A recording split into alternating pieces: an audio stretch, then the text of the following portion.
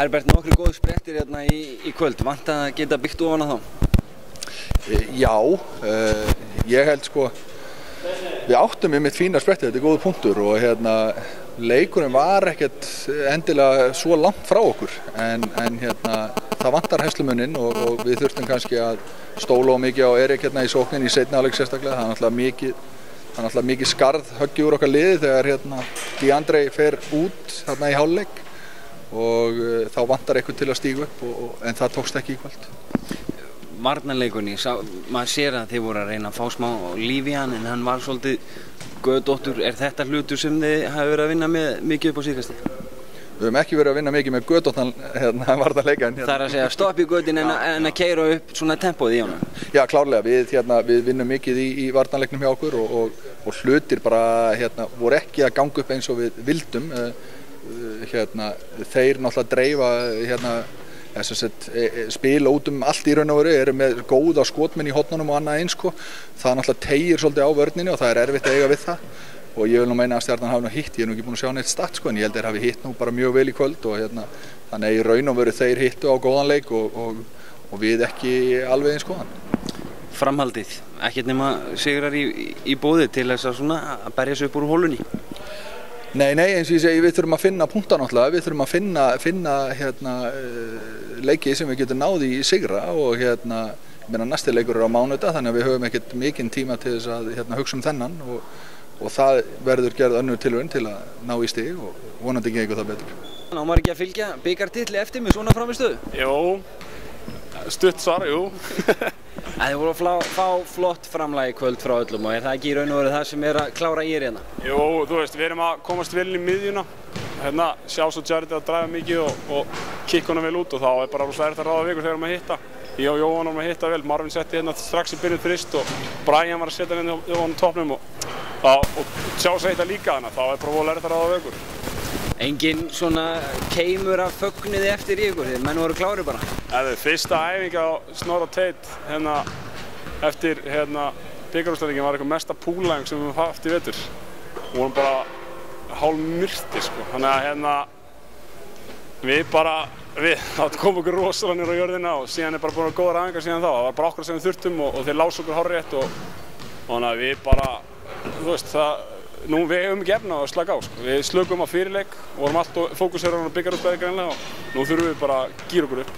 Já, eins og þú segir, það voru 4 ósigrar í röð í deildinni, svolítið dýrt eða ekki? Það er rosa dýrt, ég meina í þessari jöfnu deild 6 mjög góð lið og svo Njarðvík alveg, þeir eru að koma upp á hárréttum tíma.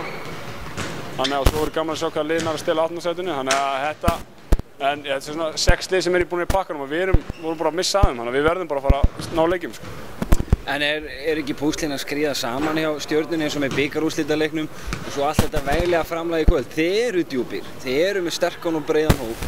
Tala nú ekki þegar við tölum líkileik með Stjörnunni eins og Justin og Brian að þeir fái smá svona bríðir þegar strákar eins og þú og Jóhann eru að eiga svona kvöld. Jú, ég meina, sko við erum bæðið með breytt, við erum með 5 góða sóknarmenn inn á og svo erum við dýrt getum farið djúpt á bekkinn. En ég meina, það er alltaf bara 5 menn inn á einu og við töpuðum 4 leikjum í röð, þannig að við vorum ekki betur en það þá. Þannig að en 2 sigrar í röð núna og þar á meðal móti Grindavík, þannig að þú veist, jú, okkur líður vel og við vonum bara að við séum að toppa réttum tíma. Einhver 10-12 stig í pottunum, raunhæft að gera sér grillur deildarmeistaratitil? Nei, sko, ef Teitur Örlygsson hefur kennt mér eitthvað þá er það að hugsa 1 leik í einu.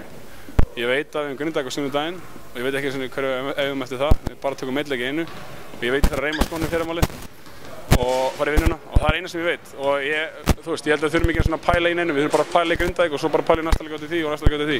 Erik, personally big game for you, but that didn't do it tonight. What was he missing to get the W? You know, it's always tough when one of your better players, especially your floor general, DeAndre went out right at the half, didn't come back in the second.